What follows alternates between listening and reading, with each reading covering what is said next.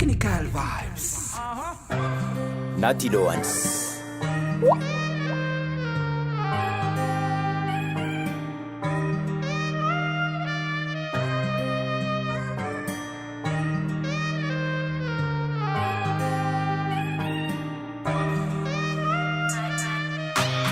Aniditra tsara fa ine Falifaly ny tetolo tine Tsirainaro fa betoko rikialako Rendrarendra no nainako Sendranao ao teny uvafo Teny mamino ambavako Teny ratsefa nesoriko nafoko Tsapako tsy voatandriko Ifakapana mety tsipake Fezahako ufuanako Ezakani amitsakao Ona nai nai nai nai nai nai nai If you know Ona nai nai nai nai nai nai nai nai Sarubidiwa If you know Panjakan fitiavako Viro lasako Efelana tabuko Fefenao yanao Nusilapanaiko Retoetra ratsy nananako Fa ela be no navaloko Aloha te falibe mihitsy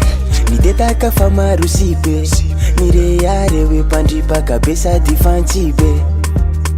Sutuka ni atanorana Kananao ireo adalana Faketrini kosefanariko ireny efa vity ireny Fa ianao lena piovany foko ity Fa ianao lena tonga ny saiko akafi Nalasa hoendry sy tokapo Takany siny tsy mila kiro Egnane mandramatiny atsikaro Ona nai nai nai nai nai nai nai If you know Ona nai nai nai nai nai nai nai nai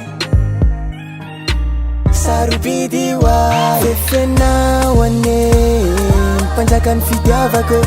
Viro lasako Efelana tabuko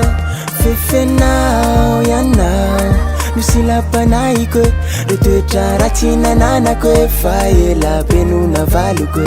Fefenao Panjakan fitiavako Viro lasako Efelana tabuko